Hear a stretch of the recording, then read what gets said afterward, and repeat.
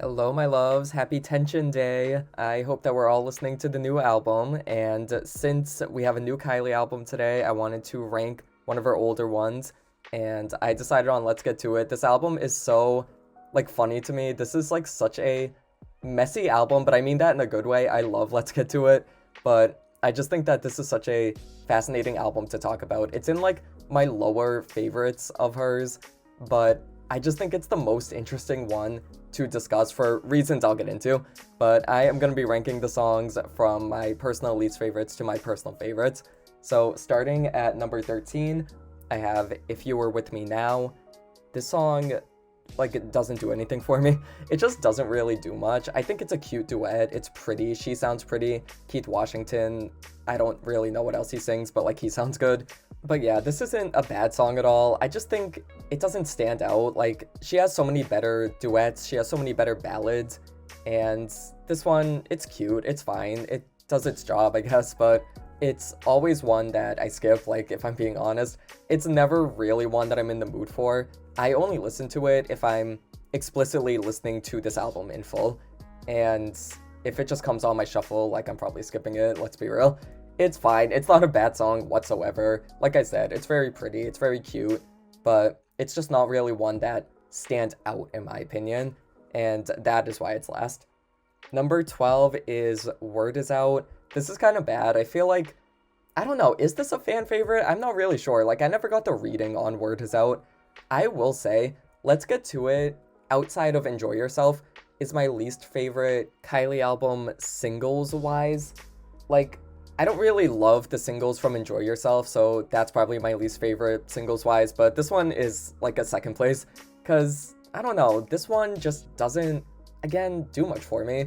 I think it's good, it's produced well. I really like the New Jack Swing influence that she has in it, and I like how it sounds kind of, I don't know if this is going to make any sense. It sounds like a cop procedural show. It sounds like a show that you would watch and, this song is playing in the background and it's, a cop drama. That's always what I got from it for some reason. Or, a detective drama. That is what Word Is Out reminds me of. I don't know why. That's just the first thing that ever came to my mind. Maybe because it sounds kind of I don't know, mysterious, dangerous. I don't really know what the word I'm looking for is here, but The Word Is Out is a fun song. I like it. I enjoy it. I just don't listen to it as much as the other songs, and that's why it's in second to last place. I don't know if this is like I said, I'm not sure if this is a fan favorite or something. I feel like people like this song, but I feel like I don't see stands for Word Is Out, so maybe I'm not being totally tasteless. Maybe I have a little bit more taste than I think I do, but let's be real, I probably don't. Number 11, speaking of probably having no taste, Finer Feelings. This one I feel like I see more people like, and I get it. I actually do really like this song, and it's ranked a little bit lower, but I enjoyed the song. I really love the drama of it. I love how she's just giving you a genuinely pained performance. She is saying, what is love without the finer feelings? It's just a meaningless without that if it's just physical, whatever. And I really like that. I think this is a very mature song, and especially from her first four albums, I feel like this is one of the more mature singles. Her earlier days at PWL was her label, I think. Yeah, her early days at PWL, they were, more kind of teeny bopper kind of music. And with Let's Get To It, I feel like she semi broke out of that. And that's why I think Let's Get To It is a very fascinating album to look at, because it really is a very transitional album. And I feel like it doesn't get enough credit for being a step into the more mature Kylie, if that makes any sense. I think that this album is just really fascinating in that way. Most people will point to her fifth album as being a really big career transition moment, and it definitely was, but I feel like the seeds of that were planted on this one. And Finer Feelings, I think, is a really good example of that. It's definitely a more grown work, especially coming from her 90s, early 90s, output. I think that this is a very interesting song. And is it one that I necessarily listen to the most? No. But I do get the hook stuck in my head. It is a very catchy song. And I like how she didn't sacrifice the catchiness in favor of going more mature, if that makes any sense. She's not necessarily sacrificing the fun poppiness of her music just to have a more grown sound. like this is still one that you could dance to and sing along to and have fun with. So Finer Feelings is a really good song. Number 10 is No World Without You. I had to think about this for a second. This is a hard album for me to rank because I just feel like a lot of the songs can really switch places. This song could easily be in my top 5 any given day, but like as of right now, it's at number 10, and it just depends on my mood. I really love No World Without You. It is such a sweet, pretty acoustic ballad, and like I always say, I love a good, like slower, sad moment, and this one I've cried to a few times. Like I don't bawl to No World Without You. It's not like the saddest of sad songs, but this is one that like I lightly tear up when I listen to, because she does sound so pretty on it, and she does sound very heartbroken, and like she's saying, there's no world without you, I miss you, my friends. Like, it's just really sweet. It's a nice, like, little slower moment on an album that kind of varies from slow moments to dance moments to New Jack Swing. Like, this album's kind of all over the place, but this song I think does stand out because it is the slowest and the most like stripped, and I really like that. I like a good like simple acoustic ballad, piano ballad moment on an album. Like, just coming to mind like right now, like My Everything by Ariana Grande. I love that song because it's just like a simple ballad, and a well done simple ballad can really hit for me. Like if I'm in the right mood, No World Without You just really, really does hit, and I really love it for that. Like I said, on any given day, like if I'm like particularly in my feelings, this song could like probably be in my top 5, but as of right now, it's just at number 10 because I'm not particularly in my feelings right now. I think I'm a little too excited for the new album, so No Worlds Without You. This is a great song. This is a very, very gorgeous song. Number 9 is the title track, Let's Get To It. This song is fun. This is a cute, like, kind of chill bop. I feel like this is a nice, like, summery type of song. Again, it has that New Jack Swing influence, and I think she sounds, like, so good in that genre, especially, like, during this era when, you know, Janet Jackson really popularized that sound. I think that she manages to work within that genre, and she does it really well. And Let's Get To It is a really, like, good moment for that. I don't think it's one of her best title tracks, but I do think it's, like, a memorable one. It's catchy. I think the hook stays in your head, and whenever I see the title of this album, like, I do sing this song, so it does, like, do its job in that way. Like, you know a title track has done its job when you think of the album and you sing the song. So Let's Get To It. This is like a cute one. Like, I don't really have much to say about it. It's chill, it's nice. I like the little like humming in the background. There's just something that's kind of like nicely atmospheric about it. I don't know. It's just kind of classy sounding, I guess, and I like that about it. I also really like the pre-chorus. The pre-chorus is really catchy. I love a good pre-chorus, we know this. But yeah, Let's Get To It. This is a really good song. Number 8 is Live and Learn. This song is so much fun. I feel like this is such a, again, cute, like a danceable little moment. It's like chill enough to put on and just relax to, but it's also fun enough and catchy enough to dance to. And I love songs like that. And Live and Learn is like a really good one for that. I also love the message of this song. I just think that it's a very Kylie song. Like, I feel like Kylie is just a very uplifting spirit, and like she's saying in this song, like, you know, what's done is done, past is past, like, you can look around but never go back, so just, like, keep living your life and live and learn, and I love that. Like, to me, the song is about, like, despite the mistakes you've made in the past, like, you can move on, and you can learn from them and be a better, bigger, grown person, and I just really love that. I think that that's a nice, like, simple sentiment, and I love songs that are kind of, like, mantras like that. Like, I feel like this song is a mantra. Like, you repeat it and you start to believe it. Like, why should I be afraid to do what I must do? Like, when the morning comes, you'll see things in a different light. Like, that is just like a very positive message. And I feel like this song is really positive, but not in like a cheesy way, because it is acknowledging, yeah, you might have made mistakes in the past and things may have gone wrong, but don't be afraid to do what you must do. Like, it's all up to you. Live and learn. And I just really like that. Like, songs like this in Kylie's catalog are, like, usually among my favorites. Like, Better Than Today from Aphrodite, I kind of, like, lump it in with songs like that, or another song that I'll be getting into later. I just sort of feel like they're the guardian angel Kylie songs, and I just really love that. Like, I love a good positive affirmation, and that is what Live and Learn is. I absolutely love this song. Number 7 is I Guess I Like It Like That. I really have to try to not sing the title because it's so catchy. The song is so catchy. I Guess I Like It Like That is crazy. The song is wild. Like, there's like so many sections to it. It is just like this crazy high energy dance track that doesn't come out of nowhere, but it kind of does. Like, I just feel like this is one of the most wild track, probably the most wild track on Let's Get To It, and I really love that.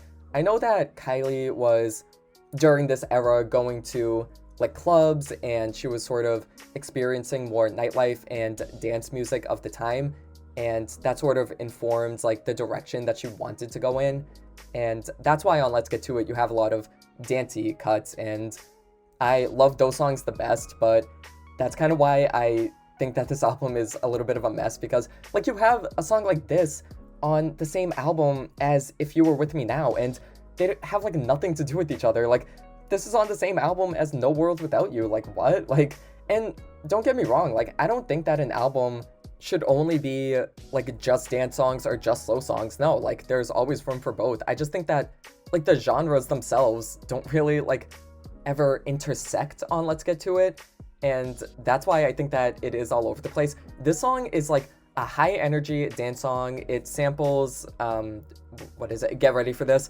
and it's like so extra. Like, there's like a harmonica going on, there's like all these like crazy sound effects, and just like the screaming and like the keep on pumping it up. Like, it's so much fun. It's like crazy and wild, and I love it, but it's just a weird closing track. Like, I just feel like it has nothing to do with really the rest of the album, and I don't hold that against it. I just think that it's funny. Like, the song just kind of comes out of nowhere at the end, and it's just this crazy, wild dance track, and I love it. Like, I really do love it. I know that it was a promotional single, I guess, and I feel like she was trying to like break into like the club scene, because apparently like her earlier records weren't necessarily like club ready music, and I get that. So I think that she was trying to compensate for that with songs like this and some of the other songs I'll be getting to on this album. And I guess she released like the dance songs from this album under like an alias called Angel K, because she didn't think that clubs would play Kylie Minogue, which, I mean, that's kind of sad, but also Angel K, like, that's fierce. Like, that is such a serve. Bring her back. Like, I want to see Angel K again. But yeah, I guess I like it like that. The song is wild. I love it. It's one that needs to be blasted. It literally needs to be full blast, and it's just awesome. Like, it's a 6-minute song too. Like, this is a nice like long dance track. Like, there are multiple parts to it. There are like sections, and like there's so much instrumentation and wildness going on, and it's just fun. Like, what can I say? This is just a really, really hype song. Number 6 is Give Me Just a Little More Time. This is the exception to me not really loving the singles off this album. I love this song. This song is so much fun. This is just such a joyous, like, happy, bouncy bop. Like, this is such a quintessential Kylie Minogue song to me. I always get like so excited whenever I listen to it. Like, if this song comes on shuffle, I'm like, oh my god, yes. Like, this is just such a fun, like, bright, like, shiny, enjoyable song. Like, I really just have nothing else to say. Like, this is just like a cute bop, and I love how she really makes this cover her own, and I feel like she did that a lot. Like, a lot of her earlier albums she had a lot of covers on, and this one, it like might be my favorite. I don't know. I mean, I love The Locomotion, obviously, but this one I just listen to more. I don't know what it is. Like, I just think it's so catchy. Like, there's just such a bounce to it. Like, especially like the verses, I just feel like they're really fun and like easy to sing along with. And then you get into the chorus, which is just this massive explosion. Kylie just sounds so happy. Like, her joy is radiating through the song, and I just love it. Like, this is a mood booster song. I really, really just like get happy when I listen to it. It's just so much fun. And I also love like the little like tongue rolls that she's got going on in the background. Like, why are they there? Like, that is like the funniest part of the song to me. Like, who decided they needed the little like brrr, like, why did they need that? Why are they there? It's so funny. But I really love it. I just think that it adds like a charm to the song. It adds like personality, and it definitely like differentiates this version from the older version, and it makes it really fun to sing along with. Like, I love when I'm in the car and I just do like the little tongue rolls with it. It's just like such a like I said, fun, like infectious kind of song, and that is why I love it so much. Number 5 is Say the Word, I'll Be There. This is the other Guardian Angel Kylie song to me. The song is so like comforting and so sweet, and I just love it. It's so pretty sounding. I love the production. I think it's very like twinkly and just like, yeah, beautiful. And I just like the song because it's comforting. Like the lyrics, like she's saying, like, say the word, I'll be there to give you love and care. There's nothing that I wouldn't do for you. Like, that's just so sweet. I just think that that is such a sweet like sentiment. And like I said, it is a Guardian Angel Kylie song. Like, this song just makes me feel like protected by the warm glow of Ms. Minogue. Like, that is what it is. It just gives me the sense of like everything's gonna be okay. It reminds me a lot of I Will Be There from Britney Spears' first album, and it's fitting because they have like pretty similar titles. But this song is just really good. I also just think it is like catchy and just like a good one to throw on. Like, this is just one that I could easily listen to at any hour of the day. I don't even need to be like in the mood for it. Like, if it just like comes on, I'm just like, I'm not changing this. Like, this is just like a really nice, like pretty, beautiful, gorgeous song. She sounds gorgeous on it, and that's basically it. Like, this is just a very good like comfort play song to me. I also love like the really specific situations she's coming up with in the song. Like, this isn't necessarily a song where she's like, you know, if you're going through it, if you feel emotional, like, no, she's saying if you're deep in the jungle, caught in a winter storm, kidnapped by anyone, or if you're lost in the wilderness, like, wow, these are just very like dire circumstances that she's describing, especially kidnapped. Like, that one caught me so off guard at first. I was like, did she just say kidnapped by anyone? Like, I feel like that's a really like dark place, but then the song just sounds like so pretty and like innocent, and it's just like a funny dichotomy that it has going. I just think that the lyrics are so like specific, and like I said, like, it's not even like she's saying, you know, if you need like a shoulder to lean on, if you're emotionally going through it. It's like, no, if you're kidnapped, like, I'm getting Liam Neeson, we are going taken on this man, like, we are going to find you. I just think that that is so funny. Like, the song just sounds like so like cute and like innocent, but then the lyrics are like, I don't want to say dark, but like kinda, like, I don't know, she's talking about someone being kidnapped or like deep in the jungle. The deep in the jungle line, it reminds me of the Rugrats movie. If anyone ever watched the Rugrats movie, they like get lost in the jungle in that movie, and as a child, I had like an irrational fear of getting lost in the jungle, like as if that would happen to me, as if I live near a jungle, but like I was still just afraid that somehow that circumstance would come up. So in case one day I do get lost in the jungle, I will just say the word and Kylie will be there. Number 4 is Too Much of a Good Thing. The song, for the longest time, I always confused with Let's Get To It because they say Let's Get To It in this song. Like, whoever it is in the beginning, they're saying, we're gonna do it, let's get to it. So, I don't know, it's just always funny that they say let's get to it in the song, but it's not called Let's Get To It, and it's on an album called Let's Get To It. But anyways, Too Much of a Good Thing is such a bop. Like, this simply is just a bop. Like, this is such a fun song. I love how it takes its time. Like, there's a nice long instrumental in the beginning. It's about like a minute long, and I just love like the drum, and I love the like heavy breathing like sound effects that they have. A few songs on Let's Get To It have like this weird heavy breathing, and it like was weird to me at first, but I can't imagine this album without it. Like, Let's Get To It would not be who she is without those weird sexual moans that are in a lot of the songs.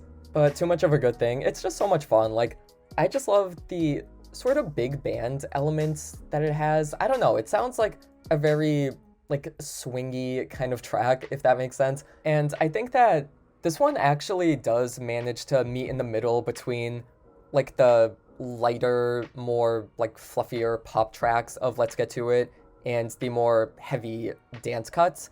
Like, I think trying to describe Let's Get To It to someone, I feel like I couldn't do because it's just so all over the place. But this song, I feel like, would be the best summation of this album. Like, I do think that this is probably the one that I would show someone if I had to describe what does Let's Get To It sound like. This is like the quintessential Let's Get To It song, in my opinion. And I just think that it's really fun. Like, this is one of my, I don't know. I was gonna say like a top 50 Kylie song. Maybe, I don't know. That would take a long time for me to think about. Like, I feel like this would probably be in my top 50 favorite Kylie songs, but that's a whole other ball game. I cannot think about that right now. But Too Much of a Good Thing, I just really, really love it. It's so much fun. There is no such thing as too much of a good thing. Number 3 is Right Here, Right Now. This one, again, is just a really fun dance track. Like, I feel like this one really fires on all cylinders. I just think that every single second of it is just filled with so much. Like, there's just so much happening in the production, and I don't think that it ever drowns out Kylie's voice. Like, that's what is great about it. I think that she brings so much personality to it and so much charisma, but at the same time, it is just such a joyous, like, danceable track. Just like everything from the bouncy synth line to the horns and like the little like backing vocals going like wow and like the background, it is just such a fun song. And again, I just think that she sounds like she's having fun on it. I mean, I don't know if she was, but it sounds like it, so that's what matters. Right Here, Right Now is just a bop. Like, I can't say anything else about it. Do I like it better than her other song called Right Here, Right Now with Giorgio Moroder? I don't know. I actually don't know. I've like thought about that for a while, and I still like can't tell. I feel like they're so evenly matched. Like, I really love this song, but I also really love that song. I feel like I listen to this one more though. I don't know. I feel like the 2015 Right Here, Right Now is like technically a better song, but this one I just listen to more and it gets more in my head because I think it's a little catchier. But both of them are great. I love both Right Here's, Right Nows. Number 2 is very random. It is Do You Dare. This was a B-side to one of the singles. I forget which one off the top of my head. But yeah, this was a B-side. And it literally is one of my favorite Kylie songs. Do You Dare, it's sort of the sister to I Guess I Like It Like That. The song's just wild. Like, the song is literally wild. This is like a very, I don't know, like early 90s, like Eurodance, like fun techno track. And it's so like, it's my kind of song. Like, this is exactly my kind of song. I love how dramatic it is. Like, she is giving you vocals on this one. Like, she is really like into this one. I feel like this was the kind of music that she wanted to make, because like the thing is, her music, I'm assuming, was played in like clubs, but it wasn't played in like the quote unquote like cool clubs. I don't know like how I would put it. I feel like she wanted her music to be taken more seriously and to sort of fit in better with the kind of dance music that was being made at the time. And this is the kind of like early 90s dance track that I think that she really was into at the time. So I think that she was really into recording this, and I think that she was excited about it. I can't confirm that, like, I don't know, but I'm just assuming because she really sounds like she is just giving it her all in the song. Like, Do You Dare? Like, if you listen to it, you know exactly what I mean. Like, it's so extra, and I love it. I love how there's just like this crazy like musical breakdown, and then like her vocals, like the music kind of like slows down just to like kind of isolate her vocals when she's singing Do You Dare, and she is just like giving you everything. It is such a great song, and I just think it's very underrated. Like, I just really do think that this is one more people should know about. I say that about literally every song, but it applies here. It just applies, and obviously like Kylie fans know about it, but I just wish that this was an actual single. I feel like it deserves more. This is just a really fun song. This actually was at number 1. This was my number 1, and I literally just switched it because I impromptu decided that I like the other song better. See, this is what I'm saying. Let's Get To It is just such a like all over the place album, and like it makes me scatterbrains thinking about it. I just really do think that like any given day, like any of the songs can switch. And like my number 2 and my number 1 are actually interchangeable. My number 1 is Closer. This was another B-side. And can we take a second to just appreciate how this album has 2 songs on it with titles that would be reused? There's Right Here, Right Now, which she has another song with that same title, and then Closer, which would be the title of a track on Aphrodite. I love Aphrodite's Closer, but this is the superior Closer in my opinion. This is, I could say definitively, this is probably a top like 40 Kylie song. Yeah, I think definitely this is a top like 40 favorite Kylie song, for maybe 30, I don't know. I can't be making these bold claims right now, I do not know, but this is just a favorite of mine. Closer is so like atmospheric, and it's such a like cool, like sleek, sexy bop. Like, this is such a like tight dance track. This is a very tight dance track, and it's mature, and it's exactly what I think she wanted to make at the time. like if she was going to the clubs and she was listening to dance music, I think that this is definitely the byproduct of that, because it does sound like of its time, but I mean that in like a good way. Like early 90s dance music is awesome. So this song definitely fits in with that, and it is all the better for it. I love how like mysterious her vocals are. Like she's giving you like forest nymph, like she sounds like a fairy that's like leading you along a path to like danger. I don't know if that makes any sense to anyone. It just sounds like very mysterious, and like there's like this element of danger and like sexiness to it that I just think is so cool. Like this song is just so cool.